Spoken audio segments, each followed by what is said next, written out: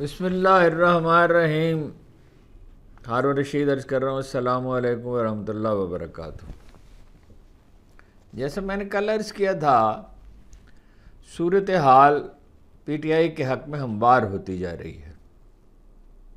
آج ایک بڑی عجیب خبر آئی کہ امرتسر میں جگہ جگہ عمران خان کی تصویریں لگ گئی ہیں، اور وہ جو راستہ ہے شکر گڑھ میں گرو نانک کی، جہاں ان کی زندگی کے آخری ایام گزرے، لانگا اسے وہ کہتے ہیں پنجابی میں، وہ جو راستہ ہے اس کا سارا کریڈٹ انہیں دیا گیا، نوجوت سنگھ سدھو کو دیا گیا ہے. اور صرف وہی نہیں، سوشل میڈیا پہ جگہ جگہ سے اس طرح کی چیزیں آ رہی ہیں البانیہ سے. آپ البانی میں ویسے مسلمان موجود ہیں کہ عمران خان کے حق میں آوازیں اٹھ رہی ہیں، بنگلہ دیش سے، عرب ممالک سے، فار ایسٹ سے، یونان میں جو بنگالی برادری ہے، اور اوورسیز پاکستانی تو ظاہر ہے اس کے حق میں ہی ہے. لیکن آج کا سب سے اہم جو واقعہ ہے وہ ہے سپریم کورٹ میں جو سماعت ہوئی ہے مخصوص سیٹوں کی. اس پہ جسٹس گوہر صاحب کا کہنا ہے، اپنا ایڈوکیٹ جو ہیں بیرسٹر گوہر علی خان کا یہ کہنا ہے کہ ججوں کے ریمارکس سے یہ اندازہ ہوتا ہے، یہ رپورٹروں کی اکثریت کا بھی یہی خیال ہے کہ مخصوص سیٹیں بہت زیادہ ہیں، اپنا کوئی 87 سیٹیں ہیں، 88 ہیں شاید، 77 یا 78 تو خواتین کی ہیں، اور 10 سیٹیں اقلیتی ہیں، یعنی ہمارے جو عیسائی بھائی ہیں، سکھ ہیں، ہندو ہیں، وہ ان کو الاٹ کی جا سکتی ہیں. تو انہوں نے بہت پر امید تھے گوہر صاحب کہ وہ سیٹیں انہیں مل جائیں گی، اور ججوں کی اکثریت اسی طرف مائل ہے، اور مطلب ہے کہ دلائل بھی اس کے حق میں ہیں. ظاہر ہے ایک پارٹی نے سیٹیں جیتی ہیں تو وہ اسی کو ملنی چاہیے، کسی اور کو کیسے مل سکتی ہیں. وہ تو عجیب و غریب فیصلہ ایک آ گیا تھا، اور ظاہر ہے وقتی طور پہ اس سے بڑا کرائسس پیدا ہو گیا تھا، برا وقت گزر رہا تھا. پیڑے کا بھی اچھا وقت ہوتا ہے، قرآن مجید کہتا ہے اِنَّا مَعَ الْعُسْرِ يُسْرًا فَإِنَّا مَعَ الْعُسْرِ يُسْرًا، دشواری کے ساتھ آسانی ہے، اور دشواری کے ساتھ ہی آسانی ہے. دشواری کے بغیر آسانی حاصل نہیں ہو سکتی. امتحان میں سے، ٹیسٹ میں سے گزرنا پڑتا ہے. دوسری جگہ پر بھی قرآن مجید میں ایسی کئی آیات ہیں جو یہ بتاتی ہیں کہ آزمائے بغیر کھوٹا کھرا الگ نہیں ہوتا، اور انسان کو پیدا ہی آزمائش کے لیے کیا گیا. چیف جسٹس صاحب کی پوزیشن بہت نازک دکھائی دیتی ہے. وہ دفاعی پوزیشن انہوں نے اختیار کر رکھی ہے، اور وہ اپنے فیصلے کا بلے والے کا دفاع کر رہے ہیں، جس پہ وہ کہہ رہے ہیں کہ بھئی اگر یہ انٹرا پارٹی الیکشن کرا دیتے. ارے بھائی انٹرا پارٹی الیکشن تو کرائے انہوں نے، ایک دفعہ نہیں 3 دفعہ کرائے. ابھی پچھلے دنوں الیکشن کرایا ہے نون لیگ نے بند کمرے میں، کوئی امیدوار نہیں. قاضی صاحب نے ایک سماعت میں یہ کہا تھا کہ پی ٹی آئی کے وکیل سے مخاطب ہو کر کہ اگر کوئی امیدوار ہی نہ ہو، دوسرا ایک ہی امیدوار ہو، تو کیسے سمجھا جائے گا کہ اسے ووٹ مل گئے. وہی اب دیکھیں، یہ عجیب بات ہے کہ جو واقعات رونما ہوتے ہیں وہ کسی کی پوزیشن کو بہتر بنا دیتے ہیں، کسی کو خراب کر دیتے ہیں. اب یہ جو نون لیگ کا بند کمرے میں الیکشن ہوا ہے، اور جس میں شہباز شریف صاحب دستبردار ہو گئے اور نواز شریف صاحب صدر بن گئے، تو اس میں کون سے ووٹ ڈالے گئے؟ بس انہوں نے کہا نواز شریف صاحب صدر ہیں تو نواز شریف صاحب صدر ہیں. تو اوورآل صورتحال ایسی ہے. اور یہ بڑی دلچسپ بات ہے کہ وکلاء نے تو جو بحث کی سو کی، جج حضرات باہم بحث کرتے رہے. مثلا ایک مرحلے پر چیف جسٹس صاحب نے کہا کہ پورا سچ بولنا چاہیے. اس پہ جج اللہ نے کہا کہ پورا سچ کڑوا ہوتا ہے، تو سچ تو پورا بولنا چاہیے مگر پورا سچ کڑوا ہوتا ہے. یہ بھی کہا کہ ایک پارٹی کو موقع ہی نہیں دیا گیا، اور یہ پہلا واقعہ نہیں ہے، ایک پارٹی کو جو ہے لیول پلینگ فیلڈ نہیں دیا گیا، مساوی مواقع نہیں دیے گئے. قاضی صاحب نے کہا میں تو پورا سچ بولتا ہوں. اب وہ پورا سچ یہ ہے کہ وہ سارا وقت ٹیکنیکل پہلو سے دیکھتے رہے چیزوں کو، اور ایک سے زیادہ آبزرویشنز انہوں نے دیں. اور ایسا لگتا تھا کہ جو ہاؤس یہ ڈیوائیڈڈ ہے، ایسا سپریم کورٹ میں ہوتا نہیں تھا کہ جج ایک دوسرے کے ساتھ بحث کریں اور مطلب ایک دوسرے کو ٹوکنے کی کوشش کریں. یہ بھی شکایت رپورٹروں نے کی کہ قاضی صاحب دوسروں کو بات کرنے کا موقع کم دیتے ہیں. بظاہر ایسا لگ رہا ہے کہ سیٹیں مل جائیں گی، بظاہر ایسا لگ رہا ہے، فیصلہ تو بہرحال عدالت نے کرنا ہے. بظاہر ایسا لگ رہا ہے کہ یہ 88 سیٹیں مل جائیں گی اور یہ سائفر والے کیس سے بڑی فتح ہوگی. اگرچہ میں یہ سمجھتا ہوں کہ پی ٹی آئی والوں کو جشن منانے کے بجائے مستقبل کی پلاننگ پہ توجہ دینی چاہیے. حالات بڑے نازک ہیں اور ایک آدھ رکاوٹ نہیں، بہت سی رکاوٹیں کھڑی کی جائیں گی. ماشاء اللہ پہ کل میں نے آپ سے عرض کر دیا تھا، میں نے مزید اس پہ غور کیا. ماشاء اللہ تو نہیں ان حالات میں لگ سکتا، ماشاء اللہ لگے تو کسی ایک پارٹی کو اجازت نہیں دی جاتی. پھر جو حکومت ہوتی ہے ماشاء اللہ تو دراصل اس کی ناکامی پہ لگتا ہے نا. یہ تو سادہ سی بات ہے کہ حکومت ناکام ہو گئی ہے تو پھر ان کی بات پرس ہوگی نا. اور اس لیے میرا خیال ہے کہ ماشاء اللہ نہیں لگے گا. اور ہنگامی حالات رہی وہ تو ہنگامی حالات تو ہے ہی. چیف جسٹس صاحب نے کہا کہ اگر یہ لوگ سنی اتحاد کونسل میں نہ جاتے تو یہ مسئلہ پیدا نہ ہوتا تو پی ٹی آئی کا کیس اچھا ہوتا. بھائی سنی اتحاد کونسل میں کیسے نہیں جاتے؟ بلے کا نشان 13 جنوری کا ان کا فیصلہ ہے، ان کو دیا ہی نہیں گیا اور اس کی کوئی وجہ سمجھ میں نہیں آتی کہ کیوں نہیں دیا گیا. یہ بات آج بھی بار بار عدالت میں دہرائی گئی. جیسے اظہر من اللہ نے بڑا دلچسپ نقطہ اٹھایا. انہوں نے کہا کہ اگر کوئی جماعت نہ ہو، نہ جیتے اور سب آزاد امیدوار ہوں گے تو کیا ہوگا؟ ہاں جی، تو اسے پی ٹی آئی کے وکیل نے کہا کسی پارٹی کو سیٹ نہیں ملے گی. پھر پارٹیوں کا کیا کہ آزاد امیدوار جیت گئے. تو اس پہ جیسے اظہر من اللہ نے کہا تو اس کا صاف مطلب یہ ہے کہ پارٹیوں کو اپنی سیٹوں کے تناسب سے نشستیں، مخصوص نشستیں ملنی چاہیے. چیف جسٹس صاحب نے ایک عجیب نقطہ اٹھایا، کمال کا نقطہ ہے، ویسے داد دینی چاہیے ان کی ذہانت کو، کہ پی ٹی آئی اور سنی کونسل کا منشور ایک تو نہیں ہے نا. منشور کا مسئلہ یہاں کا پیدا کر، منشور ہے کیا پارٹیوں کا؟ کسی پارٹی نے اپنے منشور پہ کبھی عمل کیا ہے؟ جیسے من اللہ نے ایک اور بہت سخت ریمارک دیا. انہوں نے کہا 172 سیاسی جماعتیں ہیں، کسی پارٹی کے الیکشن پہ اعتراض نہیں ہوا، کسی ایک پارٹی کے الیکشن پہ اعتراض نہیں، صرف پی ٹی آئی پہ اعتراض. جیسے منیر اختر نے کہا کہ آزاد امیدوار اگر کسی پارٹی سے وابستگی کا حلف اٹھا لے تو وہ کسی طور آزاد امیدوار رہتا ہی نہیں ہے، وہ تو پارٹی کا ظاہرہ حصہ بن گیا. چیف جسٹس نے کہا، پھر کہا، دوبارہ کہا کہ کرا لیتے اپنا الیکشن، وہ اپنا انٹرا پارٹی 3 دفعہ تو کرا لیے، 4تھی دفعہ بھی کرا لیں گے، ظاہر ہے. اب وہ یہ واحد پارٹی ہے جس کے الیکشن پہ اعتراض کیا جاتا ہے، کسی اور پارٹی پہ اعتراض نہیں کیا جاتا. ان کے لیے جو 13 جنوری کا فیصلہ ہے چیف جسٹس کے لیے، وہ ان کے لیے درد سر بن گیا ہے. اب انہیں اس کا دفاع کرنا ہے. اس پہ یہ اعتراض بھی ہے اور عدالت میں جا چکی ہے پی ٹی آئی کہ چیف جسٹس صاحب کو تو اس بینچ میں شامل ہی نہیں ہونے چاہیے، وہ اپنی رائے دے چکے ہیں. اور عجیب بات ہے کہ وہ اپنی رائے کو دہراتے جا رہے ہیں اور مطلب ایسے انہوں نے دفاعی انداز اختیار کیا ہوا ہے. تو کوئی تلخی، ماحول میں تلخی نظر آئی.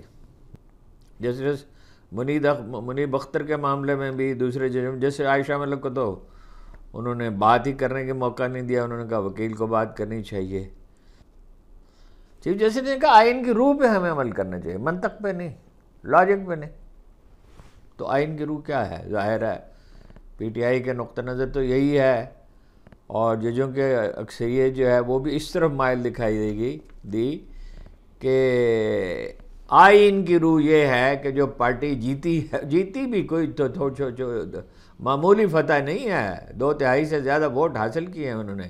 اس حالت میں حاصل کیے ہیں کہ الیکشن وہ انہیں لڑنے ہی نہیں دیا گیا. پریس کانفرنس تک تو کر نہیں سکتے تھے، کاغذات چھینے گئے اور کیا کیا ہوا اور پارٹی کی کیسی توڑ پھوڑ کی گئی. جیسے منیر اختر نے جو اپنا ریمارکس دیے اس پہ بعض رپورٹروں نے کہا کہ انہوں نے چیف جسٹس کے جو 13 جنوری کا فیصلہ ہے بلہ نہ دینے کا، اسے اڑا کر رکھ دیا۔ یہ تو زیادہ سخت تبصرہ ہے، ویسے اس طرح کے تبصرے تو نہیں کرنے چاہیے، لیکن بہرحال جیسے منیر اختر نے یہ بھی کہا کہ جو 13 جنوری کا فیصلہ تھا اس کی توثیق کر کے الیکشن کمیشن کی غلطیوں پر مہر لگا دی گئی۔ غالباً اس سے زیادہ سخت تبصرہ نہیں پاکستان کی عدالتی تاریخ میں شاید ہی کبھی ایسا ہوا ہو کہ چیف جسٹس کے کسی فیصلے پر اس طرح کا تبصرہ کیا گیا۔ قاضی صاحب نے اس پہ بہت طویل گفتگو کی کہ جمہوریت کیا ہے اور پارٹیوں کے اندر جمہوریت ہونی چاہیے۔ اب اس میں فطری طور پر یہ سوال پیدا ہوتا ہے، لیکن تو خیر وکلاء کا کام ہے اور عدالت میں تو ظاہر ہے ریلیونٹ گفتگو ہی ہوتی ہے کہ نون لیگ میں کیا جمہوریت ہے، پیپلز پارٹی میں کیا جمہوریت ہے، جمعیت علماء اسلام میں کیا جمہوریت ہے، خاندانی پارٹیاں ہیں ساری۔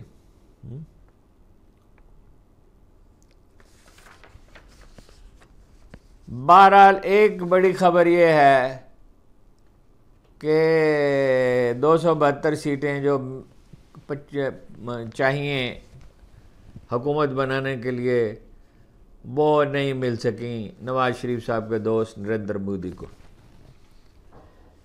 وہ اب تک جو نتائج سامنے آئے ہیں تو وہ حکومت تو شاید بنا لیں مگر آسانی کے ساتھ زوال کا آغاز ہو گیا، اور اس سے زیادہ مہم وہ نہیں چلا سکتے تھے۔ پاکستان کے خلاف اور مسلمانوں کے خلاف اتنی نفرت انہوں نے پیدا کرنے کی کوشش کی کہ زیادہ بچے پیدا کرتے ہیں اور ان کی اکثریت ہو جائے گی، یہ تمہارا منگل سوتر چھین لیں گے اور ہندو خطرے میں۔ اس پہ ایک آواز ایسی اٹھی جو بہت سے لوگوں نے یہ بات کہی کہ میجارٹی ہماری ہے، عظیم اکثریت ہے ہماری، تو ہم کیسے خطرے میں ہیں؟ اور آپ کے دور میں بیروزگاری بڑھی ہے، امیر طبقات کو فائدہ پہنچا ہے، غربت بڑھی ہے، بے شمار سکینڈل ہیں، ان کی آپ بات نہیں کرتے، اور آپ پاکستان کے خلاف بلکہ بعض تو کلپ ایسے بھی دیکھنے میں آئے کہ شہری کہہ رہے ہیں پاکستان پاکستان پاکستان، مسلمان مسلمان مسلمان، یہ کیا اپنی رٹ لگا رکھی ہے مودی صاحب نے۔ تو اس کے زوال کا آغاز ہو گیا ہے، اور کوئی اچھی آزاد کشمیر میں تو بعض جگہ پہ وہ اپنے امیدوار ہی نہیں کھڑے کر سکے۔ گندم جناب خریدنا شروع کر دی ہے آڑتیوں نے، فلور ملوں نے اور فیڈ ملوں نے، وہ ملیں جو مرغیوں کے لیے خوراک بناتی ہیں، اور کہہ دیا مریم صاحبہ نے اور پنجاب حکومت نے کہ ہم تو گندم نہیں خریدیں گے، اور یہ وہ چیز ہے جو وہ دعوت دے رہے ہیں اپنے خلاف ایک طوفان کی۔ گندم بک رہی ہے اب بھی، بعض جگہ پہ تو اتنی سستی بکی ہے جہاں ممکن ہے اس میں کوئی ماسٹر وہ زیادہ نمی زیادہ ہو، 23، 24، 25 روپے بھی بکی ہے۔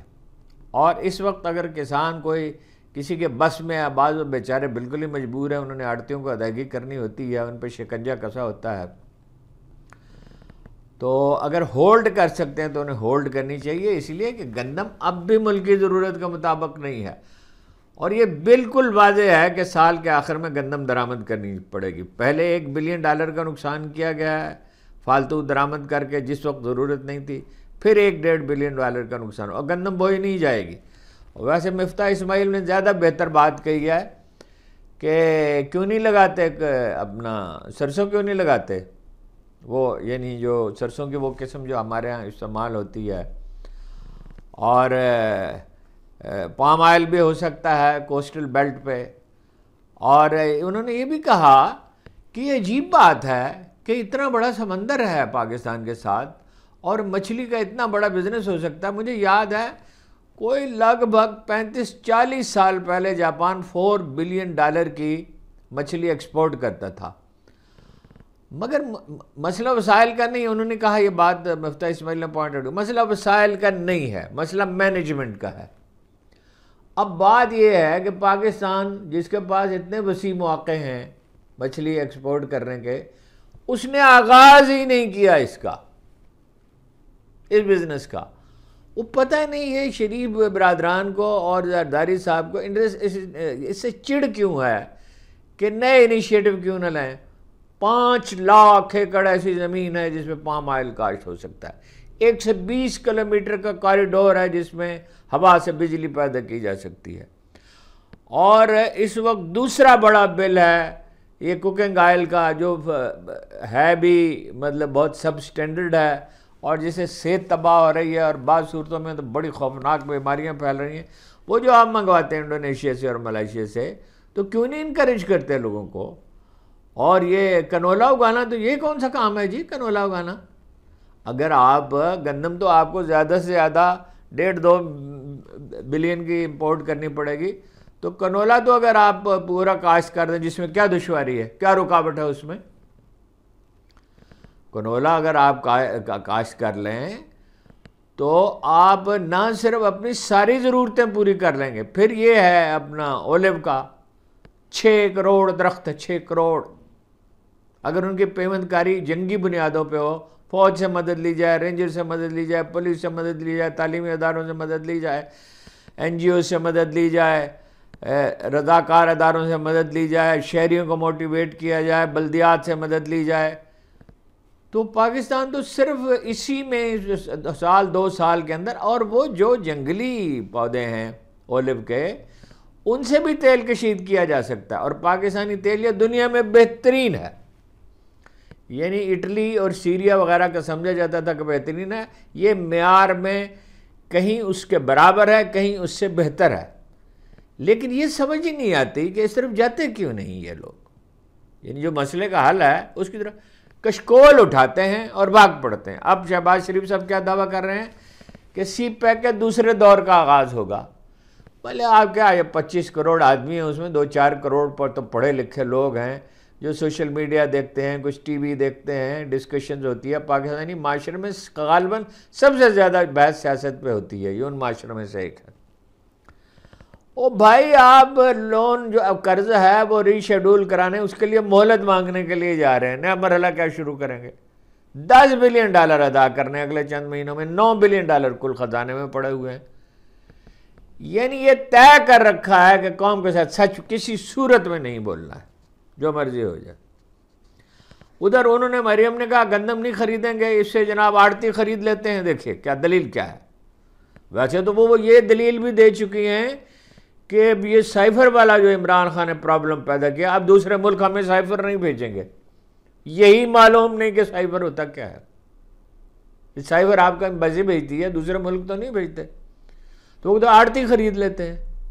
او بھائی، یہ حکومت خریدتی، حکومت، اور رانا تنویر صاحب فرماتے ہیں ایک ایک دانہ خریدیں گے۔ ذرا اندازہ لگائیے اس حکومت کی حالت کیا ہے۔ اس لیے میں کہتا ہوں یہ نہیں چل سکتی، یہ کتنے دن چلے گی ان کرتوتوں کے ساتھ۔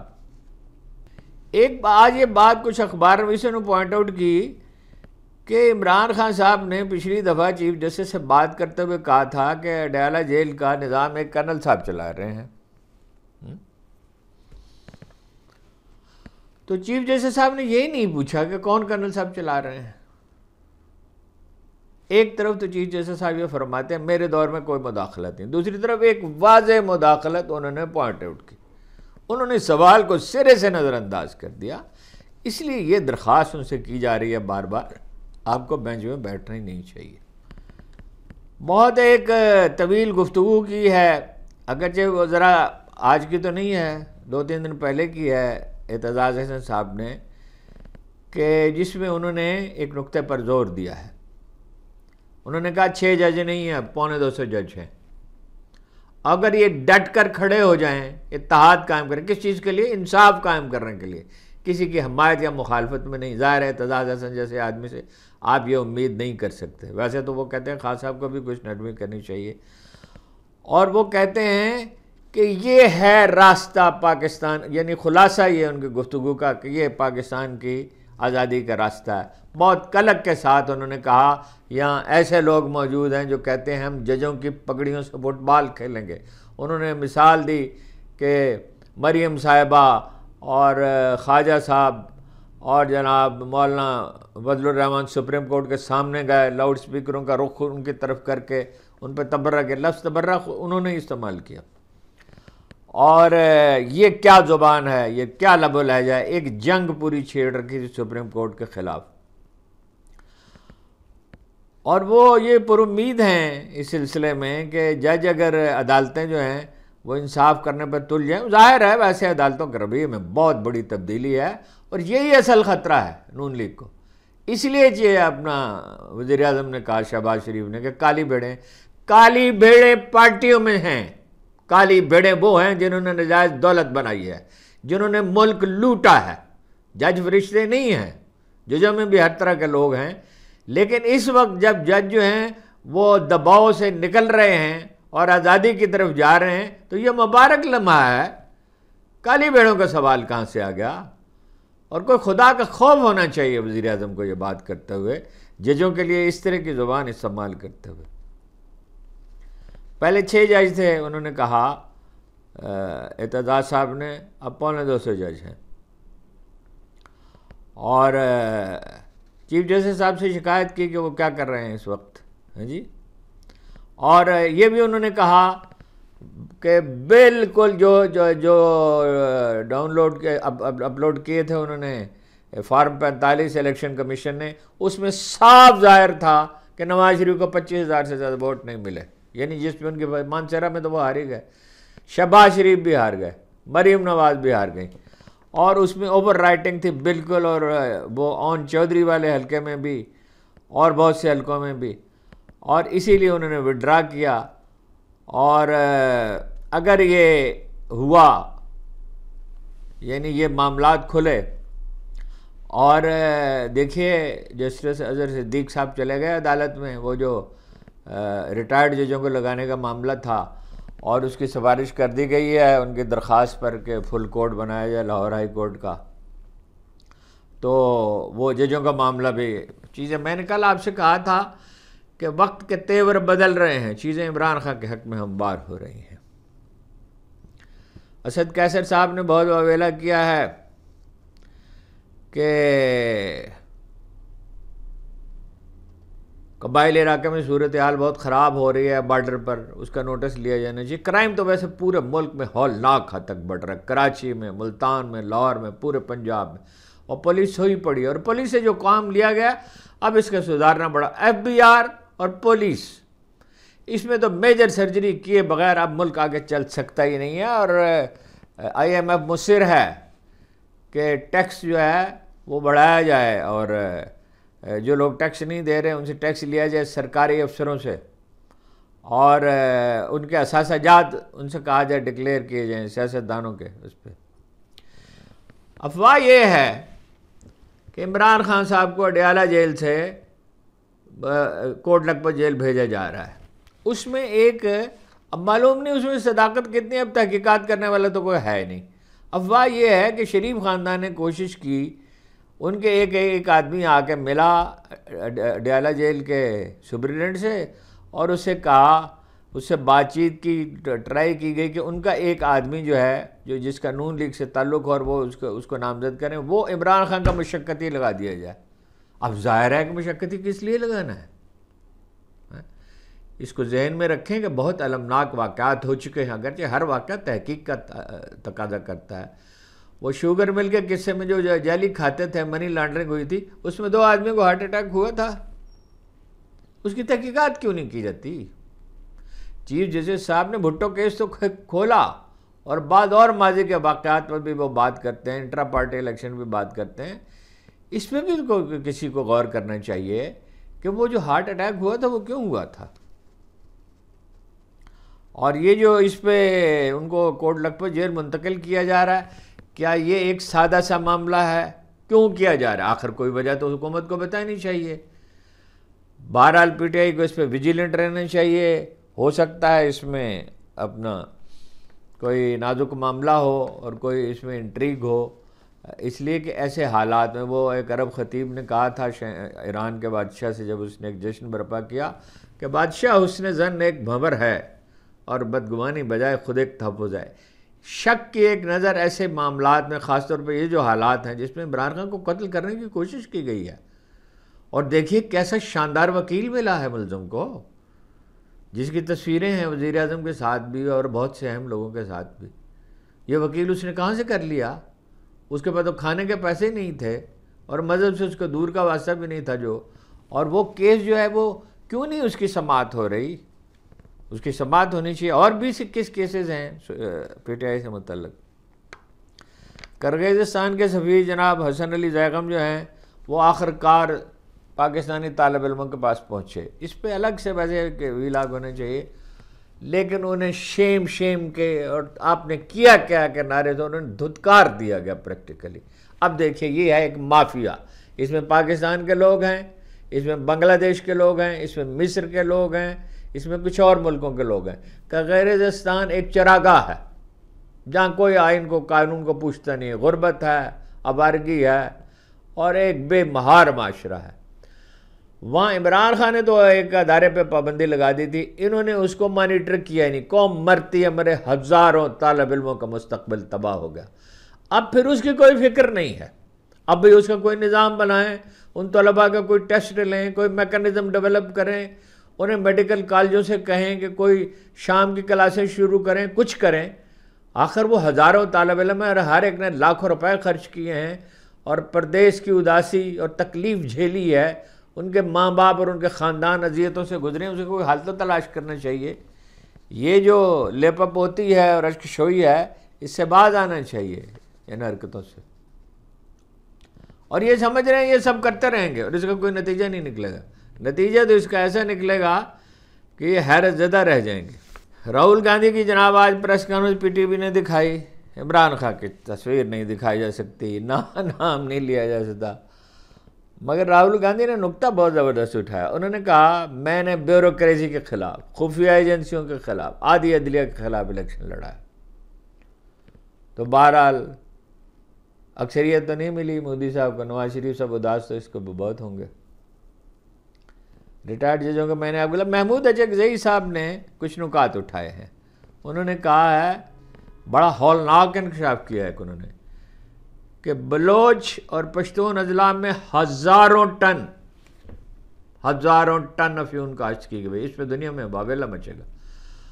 اور ہر اپنا جو ہے وہ ٹیوب ویل سے 2 لاکھ روپے رشوت لی گئی ہے. یہ پوری سنجیدگی کے ساتھ انہوں نے الزام لگا. انہوں نے کہا ہماری ایجنسیوں کی صلاحیت کا یہ عالم ہے کہ گدلے پانیوں میں سوئی تلاش کر سکتی ہیں، مگر یہ کیسے ہو گیا؟ پھر دوسرا سوال انہوں نے یہ اٹھایا ہے کہ یہ طالبان کیسے آ گئے؟ پھر کہا کہ یہ آئے نہیں گئے، لائے گئے ہیں. اگر ان کو روکنا چاہتے مراد یہ ہے کہ روک سکتے تھے. یہ منشیات والا مسئلہ تو بہت بڑا مسئلہ بنے گا. یہ انہوں نے کہا افغانستان کے ساتھ تجارت کی نوعیت مختلف ہونی چاہیے. میرا خیال ہے یہ نقطہ ان کا قابل غور ہے. یعنی ان کے سب خیالات سے تو اتفاق نہیں کیا جیسا. $5 بلین کی سمگلنگ ہوتی ہے افغان، $5 بلین کی. ایک یہ یعنی ایک نجکاری کا مسئلہ ہے، 1000 روپے کا وہاں نقصان ہوتا ہے، ایف بی آر کا مسئلہ ہے اور بہت سے مسئلے ہیں. $5 بلین ایک یہ، اور وہ پاکستان میں آگے سامان بکتا ہے. لیکن انہوں نے یہ کہا کہ افغانستان کے ساتھ تجارت بہرحال سرپلس ہے، سمگلنگ کا الگ مسئلہ ہے. اور ایک مسئلہ یہ ہے کہ $21 بلین کی ٹریڈ ہے ہماری، امپورٹس ہیں چائنا کے ساتھ، دکھائی نہیں جاتی $21 بلین. چینی اعداد و شمار کچھ اور ہیں، ہمارے اعداد و شمار کچھ اور ہیں. اس کا مطلب ہے انڈر انوائسنگ ہوتی ہے، یعنی کسی چیز کی پوری قیمت ظاہر نہیں کی جاتی. اس سے $2, $3, $4 بلین کا نقصان ہوتا ہے پاکستانی خزانے کو، جو کوئی معمولی نقصان نہیں ہے ان حالات میں جب آپ $1 کو ترس رہے ہیں. فضول خرچی اس کے علاوہ ہے. اسلام آباد کے بلدیاتی الیکشن میں اسلام آباد ہائی کورٹ نے حکم دیا تھا، اب اس کی کوئی تیاری تو کی نہیں جا رہی.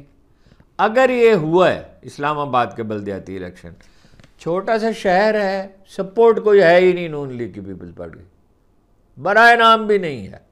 3 سیٹوں پہ آپ نے دیکھا کیا حال ہوا ہے، جعل سازی کی، مگر حالت یہ ہے کہ وہ بھاگے گئے عدالت سے، ریٹرننگ افسر بھی بھاگ گئے، امیدوار بھی بھاگ گئے.